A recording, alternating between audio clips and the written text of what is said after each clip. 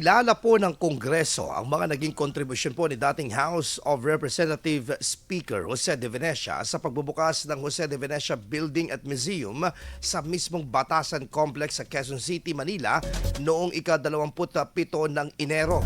Ayon po kay Speaker of the House Martin Romualdez, hanga ito sa dating Speaker sa pagiging mabuting leader at gayon din ang pagtataguyod nito ng kapayapaan sa mundo pati na rin ang pagiging statesman nito. Inilahan nito ang pagiging instrumental ni dating Speaker de Venecia sa usaping pangkapayapaan pati na rin sa pagiging visionary nito. Dagdag pa ni Romualdez na ang naturang gusali ay isang pagkilala sa mga prinsipyong naitatag sa kanyang pagkatao na dinala niya sa kanyang pamamahala.